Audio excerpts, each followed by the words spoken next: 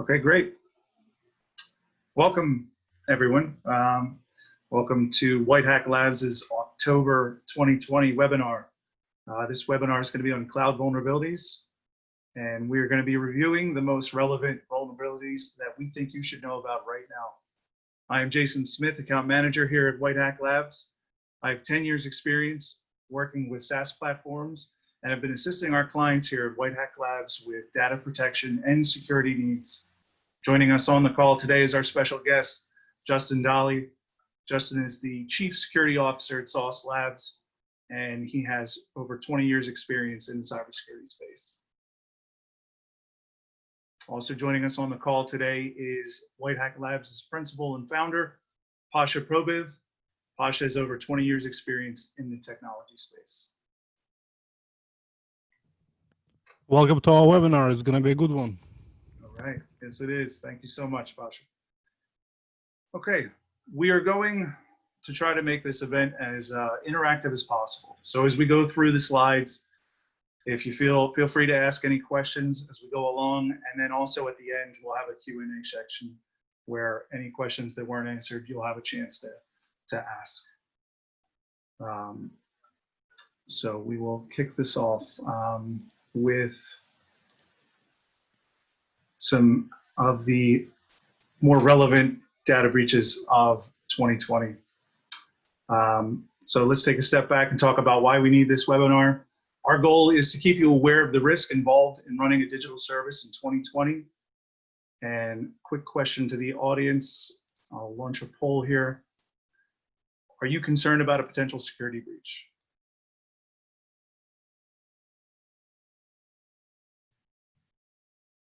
Looks like most people are.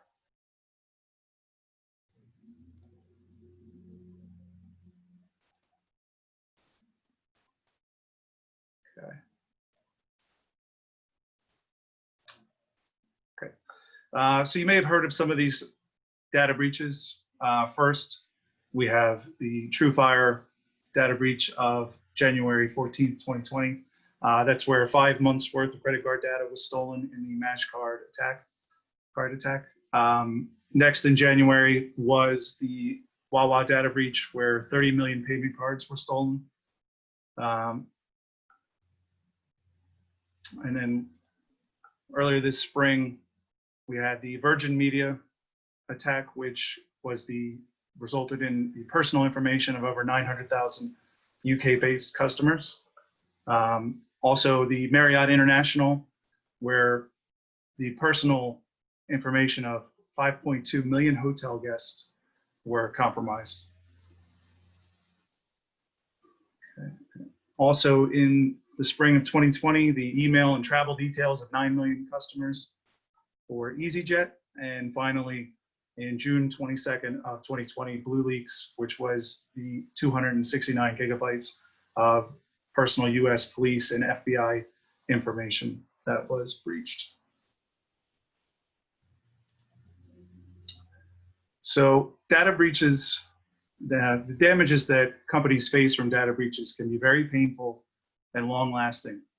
What we learned from these data breaches is that they negatively affect a company as a whole, starting with customer trust to brand reputation to lawsuits and legal fines.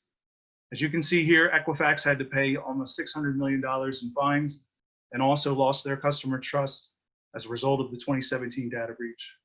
Capital One and British Airways were also fined in the millions of dollars as a result of their 2019 and 2018 data breaches.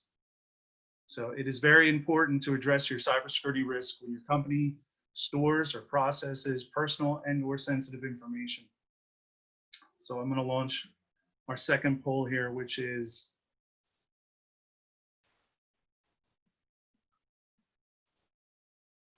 which breach damage type are you most concerned about?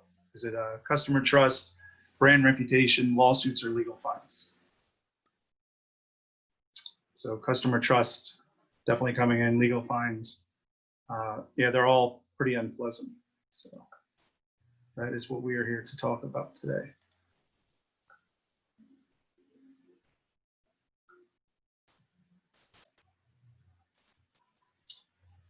So with that, I would like to introduce our special guest for today, Justin Dolly. Justin manages risk for global hybrid cloud infrastructure for Sauce Labs. And Sauce Labs is the largest SaaS testing platform in the world. Justin is going to be talking about managing risk for cloud environment. Thanks, Jason. Pleasure to be here. Nice to see you all virtually. Yeah, I mean, sort of to provide a little bit of context and to talk a little bit about cloud. I'm going to cover some things that most of you are already aware of and already worried about and so on. But, you know, just like almost everything, there's a balance in how we approach various things, and the cloud is no exception. There are benefits to the cloud, and there are similarly challenges that are derived from those benefits that they provide. Clouds being elastic in nature, we can you know, expand vertically and horizontally within cloud. We're not sort of constrained by bare metal or physical constraints anymore. Initially, with cost, from a cost benefit analysis, if you don't build your own data center and fill it full of hardware and sign up for internet circuits and various other things, it's cheaper for you to go to the cloud instead, at least initially. And then there's a point pretty far in the future where you know, the cost conversation comes back. But at least initially, there's a benefit to growing up in the cloud. There's decreased latency for your users. They're closer to the workloads, they're closer to the processing that's going on. If they have to go to your data center, which is in a particular geography in the world, you can introduce unacceptable latency. There's greater redundancy and resilience and various other things. And there's security benefits to leveraging the cloud as well. Updated software, updated encryption methods, you know, up-to-date security controls, which are driven oftentimes by compliance initiatives, and then security teams build upon those to make them more and more sophisticated. And then, you know, leveraging a lot of automation to achieve security goals, less humans, you know, not to put too much of a point on it, but less humans means less errors, to be honest. And if you automate in the right ways, you've written the automation correctly, it's much more predictable and reliable. And then a single integration point, you know, allowing your users to be able to integrate just with a cloud service and not having to worry about where the geography of it happens to be or how far away it is and various other things. But with these benefits come challenges. There's a weakening of control. One of the big four last year did a survey of people asking them, what are they most worried about moving to the cloud? And privacy and security were in the top three, but the number one was the perceived loss of control. Which has security and privacy elements in it, but that thing coming out on top, I think, is illustrating to us that if you have something inside of your own data center, you have full transparency, you know exactly what's going on, you know how it's built and how it functions. When you put things in the cloud, it's less perfect from that perspective. It's opaque to a certain degree, depending on which platform you use. Cost management becomes a problem. Lots of teams begin to spin up things for testing and or spin up things for new projects and so on, and they may not ask you or inform the security team about it. So you need the constant need to have visibility into the cloud to understand how it's growing and what's being deployed. And oftentimes older things get deployed when people spin these environments up. You have insufficient visibility into the environment. You know, you have to establish effective telemetry, which is a big challenge sometimes. If you're building it from scratch, not so big a challenge, but if you're inheriting a cloud or if you're coming into an environment that already has workloads and services in the cloud, it's difficult to go back and redo these things. It extends all of your scope of all your compliance activities, and then inevitably you get a multi-cloud sprawl. There's a few organizations that will only have one cloud strategy. Lots of times you're in multiple clouds for a variety of reasons, M&A being some of them. But fundamentally, it changes your security posture across the board. You've got to expand and become pretty flexible with your security in order to be able to deal with these challenges. Next slide, please, Jason. So what do we do? How do you anticipate these things, and how can you, if you can, how can you mitigate some of these threats? It's super, super important to have knowledge of your environments. Certainly when it comes to SaaS solutions and so on, most CIOs and security professionals and so on don't actually know how many SaaS tools are being used at the company because it's so easy to sign up for them. And they're all leveraged via webhooks and so on. So you don't need to make firewall rule changes and so on. But your data is leaving your environment. So do you know about all of your cloud environments, right? Do you understand what they are? So there's a need to actually constantly be checking for these things. If you have the ability to build cloud going forward, establish your foundational elements early. Have you named things correctly? Have you addressed things correctly? Have you figured out your security policy? Which traffic will flow where, and have you tagged it so that you can understand what's going on in your environment? From a telemetry perspective, are you gathering the right signals? And are they useful to you? Can you act on those signals once you gather them? There's tons and tons of signals that you can gather, but do you know which ones are most effective? And will allow you to be able to respond in the event of a security issue. And then going forward, can you keep up? Can you keep up with the ever-growing cloud? Because it will grow. Very, very seldom does it shrink, and people begin to adopt more and more cloud solutions and so on. So there's a huge need to have the right visibility, to gather effective telemetry, to have the knowledge of your environment, and leveraging your own team's ability to be able to understand these things, but also get that third-party view to be able to get others to be able to validate what you assume to be true and validate what you think you know, is a really critical component of making sure that your security program has integrity. So with that, Pasha is going to enumerate and going to enlighten us all about some of the cloud vulnerabilities that have been discovered as White Hat Labs has carried out assessments for their customers over the past couple of quarters. Appreciate it, Justin. And if anyone has any questions, please feel free to post them in the Q&A section. And as we said, we can answer them as we go along, and then we'll also have an opportunity at the end to answer any questions. Justin and Pasha will open that up. So we have one quick question, Justin. What is the most challenging aspect of moving into the cloud? Wow. Well, there's a number of challenging aspects to it, but I think that it's a sort of an it depends answer. And one of the reasons why I'm saying that is that if you're knowingly going into the cloud, if your security team is integrated with your business and you understand what engineering is planning to do or IT is planning to do, and they plan to leverage a cloud environment, being engaged early allows you to be able to plan for it. So some of the things I mentioned earlier about foundational elements. So you make a decision, we're going to AWS, we're going to GCP. Making sure that you know what it is you're about to do up there, and then naming things in a meaningful way, and establishing what the traffic patterns are going to be between the various workloads and environments and so on, tagging that traffic, building your security policy around it so that from the ground up you get the right visibility. When something goes wrong, instantaneously, because of how you've named things and tagged things, you'll know what's going on, as opposed to having to deeply analyze it to figure out what just happened. The biggest challenge is when you inherit a cloud environment. So you join a company as a security leader or something, and you've inherited a cloud that's existed for ages, and it wasn't built with those fundamentals in place, and nobody thought about those things. And you now have to do a lot of archaeology, which is a lot of security digging around to try and find out what's buried and figuring out what those things are, and what goes where and who's responsible for it and so on. So trying to untangle that mess is a very, very big challenge, I think. You can also inherit via M&A. Maybe you merge with another company and they've got an existing cloud environment, and it's obviously going to be different than yours. And so trying to sort of figure out those things. So I think that's the challenge, is not knowing or inheriting a problem set and then having to actually there's no elegant way of doing it. You've got to hunker down. You've got to assess it and assess it and assess it and get multiple views and try and figure out exactly what's there and sort of illuminate what's going on. And then once you can't secure it until you know it. And so that I think is a big challenge. Fantastic, thank you. I also have one more question, which is, in your experience in moving to the cloud, did transparency improve, or did you have any complications with transparency? Well, it's kind of a well-known thing. The two topics that I think are sort of interesting. One is when you move from your own data center and then you adopt cloud.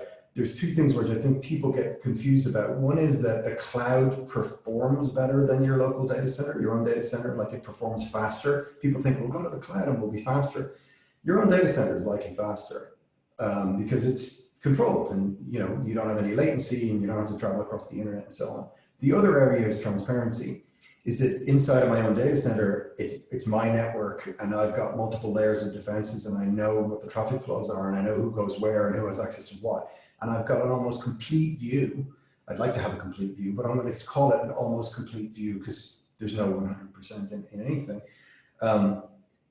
In my own environment, I've got the level of transparency that I'm comfortable with. When you move to the cloud, there's various cloud service providers. They deploy things slightly differently from one another, but there's an element of that infrastructure that is opaque to you. It's not well understood, and you can't get transparency into it.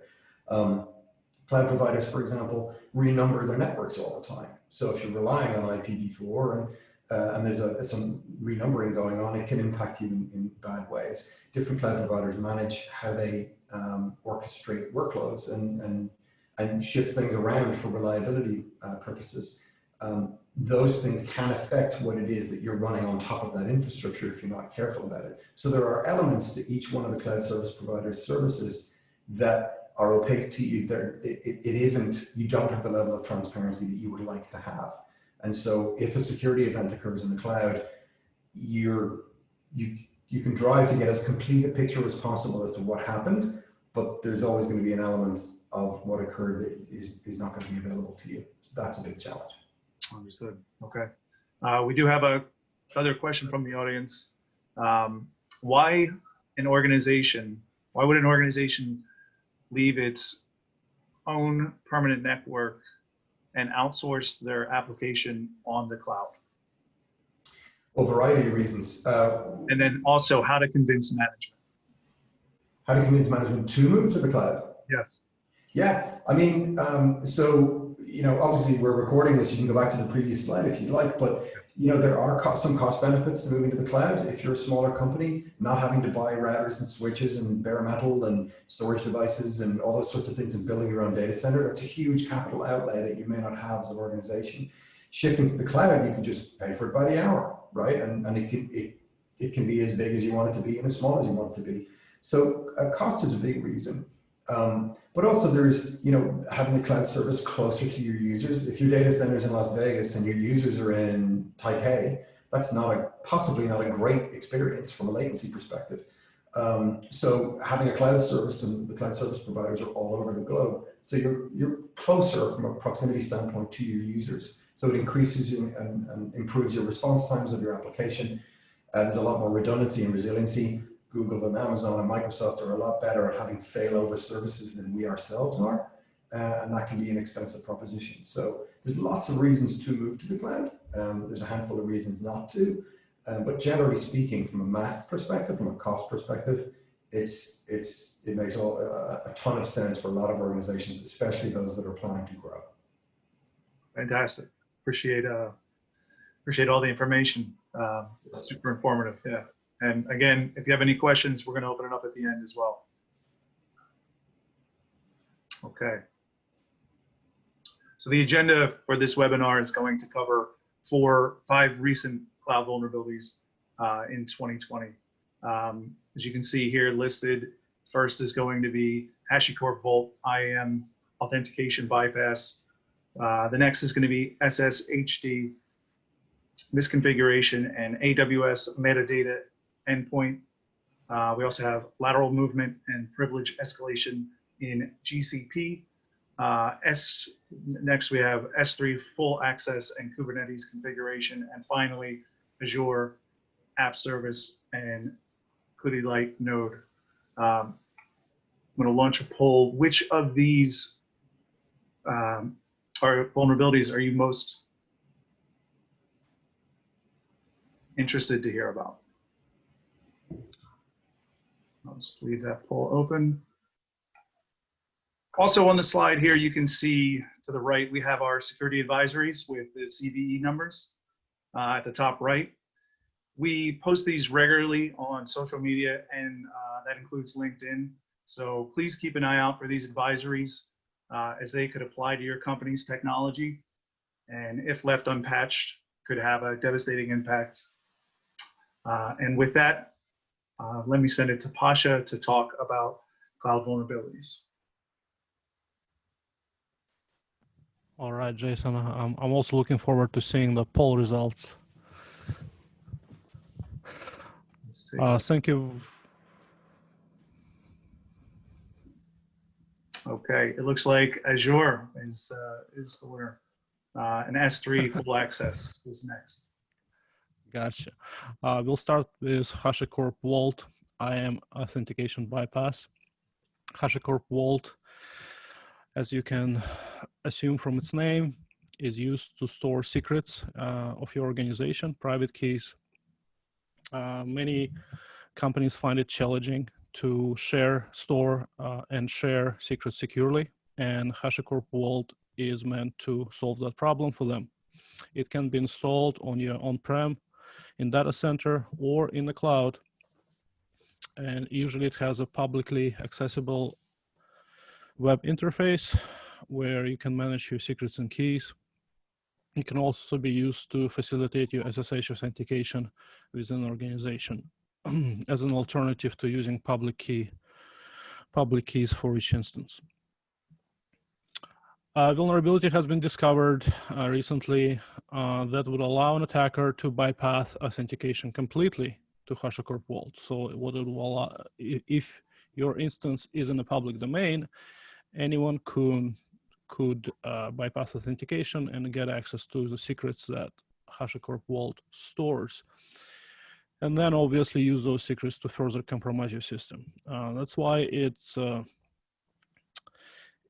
very high criticality vulnerability, and it's on top of our list. HashiCorp has patched this vulnerability already. So if you are using this software, please update as soon as you can. Okay, we have a question from the audience. Is single sign-on good in cloud environment or a disaster? I'll let Justin answer this question. Well, I think single sign-on has a number of interesting pieces to it, right? So I think that if where it becomes useful is in corporate environments where you've got multiple applications, as opposed to having individual logins and having to deal with the craziness and the sprawl of credentials and so on from your users, and have them remember multiple things or teach them how to use a password vault. It's difficult to get users to do those things. So single sign-on is useful in a number of ways, especially if you put multi-factor auth on top of it to make sure that it's not just as simple as a username and a password. But one of the things from a mechanical perspective is onboarding and offboarding people when they join and leave your company becomes an awful lot better from a single sign-on perspective. Is that somebody leaves the company and you need to shut their access off. If you have everything on SSO, you just have to click one box or disable one button, and all of their access goes away. So from that perspective, I think it's interesting. And from a user perspective, just being able to have a menu of things where they can just sort of click on and automatically log in via SAML handoffs and various other things on the back end, I think that's a useful user experience. It's something that we do for users so that we can make their lives a little bit harder elsewhere, right? It's like a lot of the elements of security where we try to make it as frictionless as possible for users, so that we kind of buy ourselves a little bit of goodwill, if you like, and then we use that when we do things like make them VPN in when they have to hit a source code repository, or require them to use an encryption key or whatever it is for a variety of other things. So I think in general, I think that SSO is useful in many ways, but like everything else, it can get mismanaged. Thank you. And Tapasha, how was the HashiCorp Vault IAM authentication bypass discovered? It was discovered by a group of security researchers a few months ago. It was reported to HashiCorp, and HashiCorp produced a patch, and now everybody is encouraged to upgrade.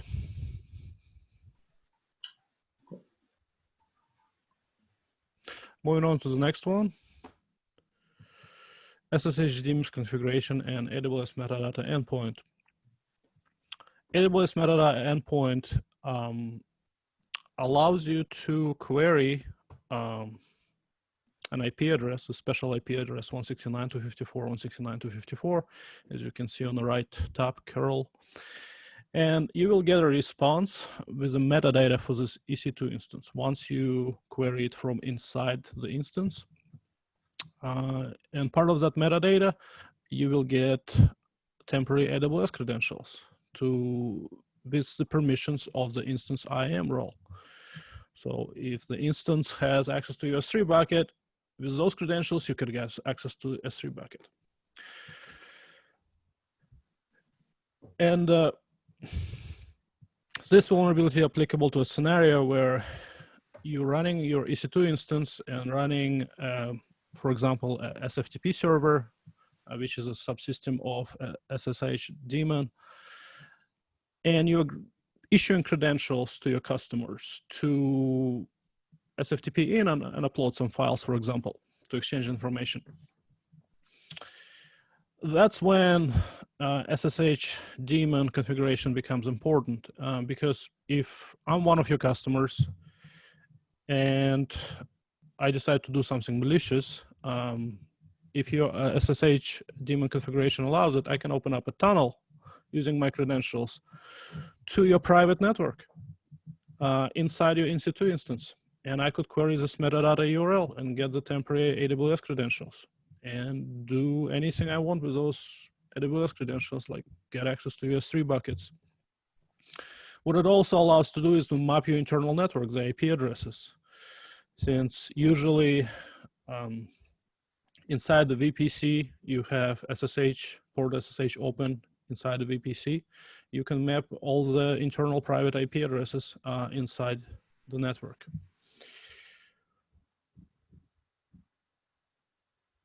Right. How and when was this vulnerability discovered, Pasha? This was discovered through our penetration test last year. We were able to test the system as a customer and get the temporary AWS credentials and map their internal network inside the VPC as part of the black box test. So the black box turned white box. Great, good job.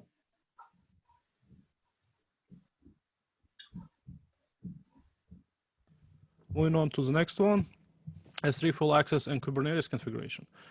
Through our white box assessments, we discovered that Amazon S3 full access is an extremely popular policy that's been used almost everywhere because it is so convenient to assign it when you have to grant an identity access to one S3 bucket. It's much easier to just assign Amazon S3 full access than to create a custom policy that allows access just to this bucket. So this blanket policy has been misused greatly in AWS environments, judging from our assessments. But when it becomes extremely important is when you are running a Kubernetes cluster in AWS as well. And the default configuration for Kubernetes cluster is to store all the secrets for that cluster in S3 bucket, as you can see here on an image to the bottom right. So those secrets include, for example, basic HTTP authentication for your Kubernetes API. And this Kubernetes API, you can have full control of the cluster. So let's say an attacker impersonates one of your AWS identities, and this identity happened to have S3 full access policy attached to it. He can then get his hands on your Kubernetes cluster credentials and then control your Kubernetes cluster. He can destroy it. He can deploy new Docker containers with his own malicious software that could collect information from your customers. So it's very close to a full compromise. That's why we want to bring your attention to granularly manage policies when you are in the cloud. Understood. I think you've reviewed, but one of the questions was what damages could this vulnerability have on, in particular, one of our clients? It's similar to Equifax. it's a complete compromise, gathering of customer information and then selling them on darknet. It's a possibility. Full shutdown, so it's a high availability risk as well. High confidentiality, high availability, and high integrity risk. And it's worth noting as well, Pasha, that the vast majority of the security, the really bad security events of the last couple of years have been related to S3 and the mismanagement of S3. So people putting information that's important inside of S3 buckets and then either forgetting about it and never applying an ACL and so on. And as Pasha said, S3 full access is a very, very popular policy to allow ease of use once you provide people access to the environment, your own team that you want to have access to the environment. So obviously, the more prevalent full access is, the more danger it can present to your environment. So, going back to the concept of least privilege is a good idea. If people don't actually need it, don't give it to them, because this can result in a very bad day, given S3 access has been managed in some cases in a poor way over the last couple of years. Thank you, Justin. Moving on to the next vulnerability, lateral movement and privilege escalation in GCP. GCP IAM service, it's called similarly to AWS IAM service, but it's different in a way it attaches policies. Instead of attaching policies to identities, like it is in AWS, it attaches policies to resources. So it's resource centric. And as a resource owner, you can grant access to this resource to any identity you like. And you can also track who has access to this resource. But unfortunately, it doesn't work the other way around. You cannot see what a certain identity has access to. And that gets completely lost when you're passing the project to another developer. He has no clue what are those identities have access to. So it requires some effort to actually map and get a clear picture of what each identity has access to and get a complete understanding of your authorization policy in the cloud, in GCP. So that's one contributing factor to lateral movement privilege escalation. Another contributing factor is that when you assign, when you're an owner of the project and you assign somebody as an editor, the editor has act as permission and he can act as you, as an owner. He can immediately escalate privileges to you, and he can also get access into other projects that you have access to.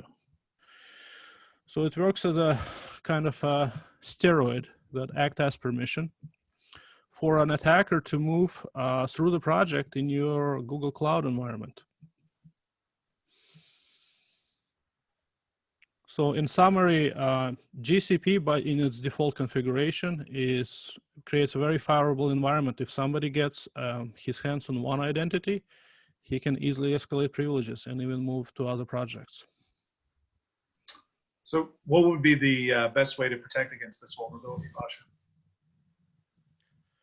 GCP has enterprise tools that allow you to get better visibility into your access roles and what identity has access to what. I believe there are premium features. So you could use one of those. Or you could order a penetration test, and then not only will you get better visibility, but we also will get a proof that a certain damage could be caused to your system by certain steps, and you can see where the root cause of the compromise may be. Understood. Great. And follow up to that was, how long has this vulnerability been known for? It's been discovered last year. It's been reported to GCP, publicly presented on DEF CON in August this year. Okay, great. Interesting. Moving on to the next one. And that's more of an example of how you could find vulnerabilities in the cloud provider. This particular one does not represent any risk right now because Azure has patched it in time. But a couple of security researchers discovered 2 vulnerabilities in Azure AppService. AppService is a service that allows to quickly deploy your app as a web service. It takes care of web service configuration and all the nitty-gritties that a regular developer doesn't want to deal with. So all you have to do is to commit your code and you will get a functional web application.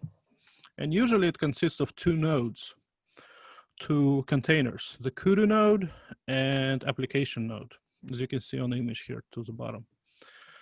So what was discovered, number 1, if you're using a web SSH from your Azure account on your application node, you can get root access to the Kudu node. And that wasn't intended by Azure architects to give you root access on Kudu node, because by default, you would get just a limited user account. The way it's possible to get the root access is if you look at the code on GitHub for these services, they actually have hard-coded root credentials. So any Kudu node root password is the same, and it's in the public domain. It doesn't represent risk for AppService users because you could only get to the Kudu node through WebSSH, and the port 22 is not exposed publicly. But we'll touch on later on how this could be exploited. Another vulnerability that was discovered is server-side request forgery. When you are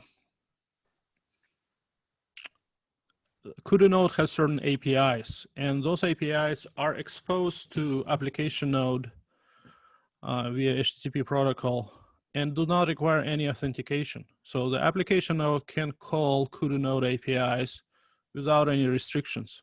So if you're able to successfully perform SSRF for GET requests on the application node, you can use VFS API to get access to Kudu node file system. If you're able to successfully perform SSRF for post requests on application node, you can execute your code, your own code on the application node using another API. So once you are able to remotely execute your code on an application node, you can use that SSH credentials to SSH back into the Kudu node and become root, overtaking the Kudu node completely. That's the essence of vulnerability. As I've mentioned before, it has already been patched, but its existence proves that the cloud environment is not necessarily completely 100% safe all the time.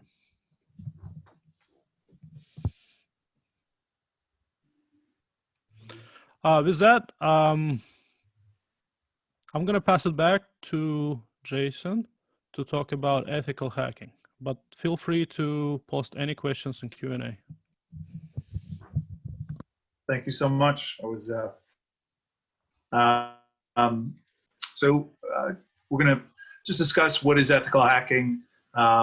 Just to touch on it, it's a comprehensive method of stress testing an IT system for vulnerabilities and obtaining evidence of risk associated with running such a system in a public or private domain.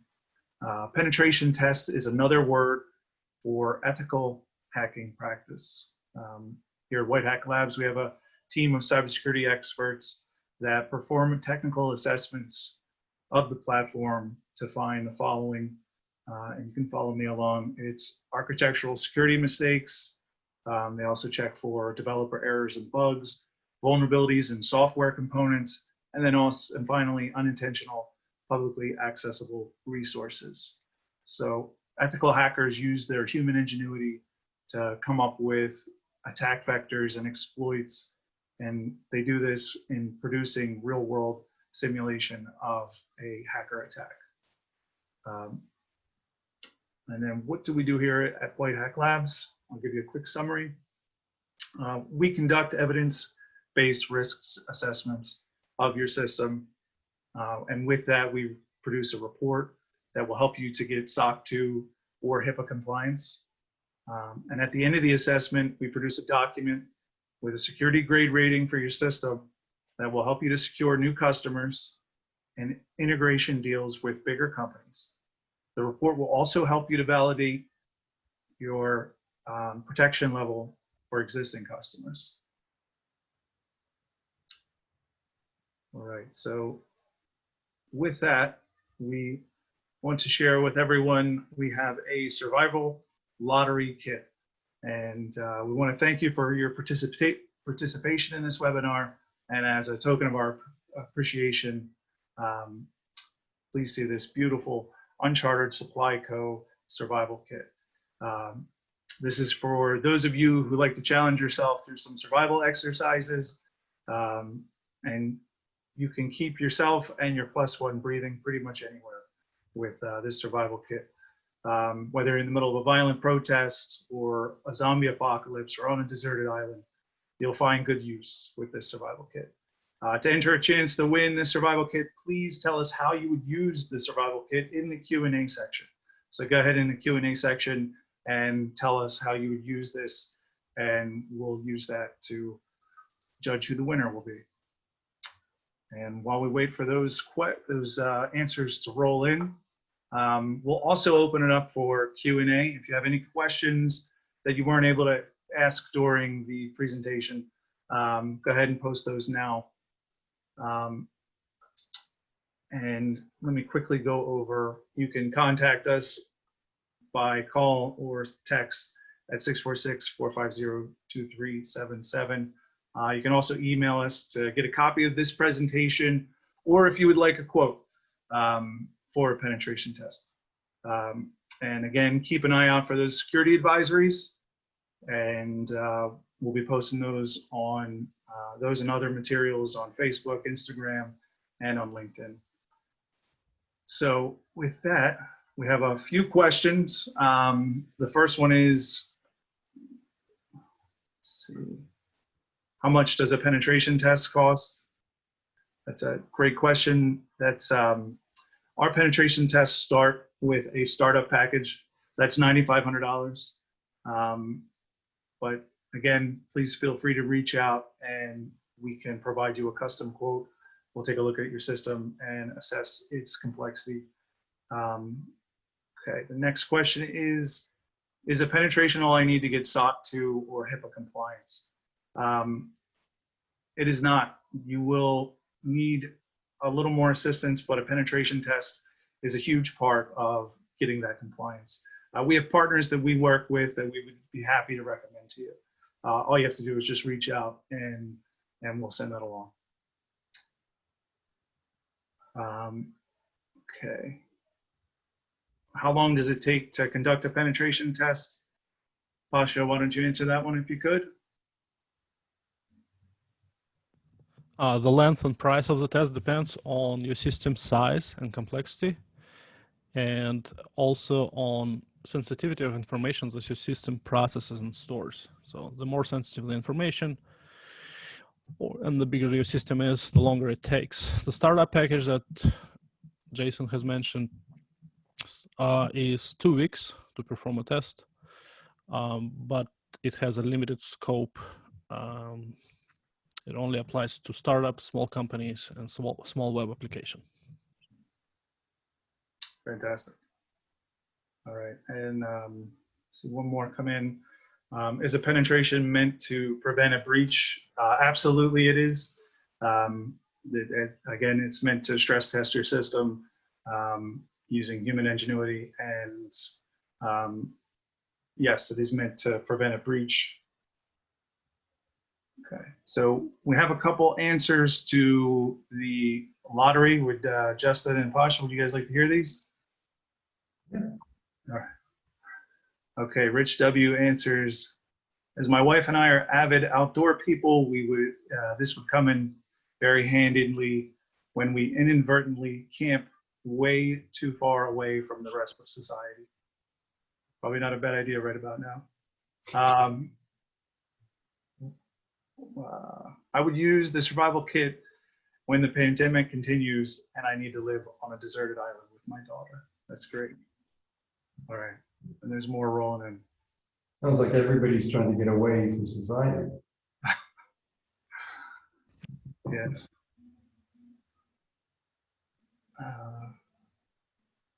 Okay. Well, another is a Boy Scout leader, and he will use it to teach other adults how to be prepared. That's great. Fantastic. That's exactly in the light that we were trying to, use this fun lottery.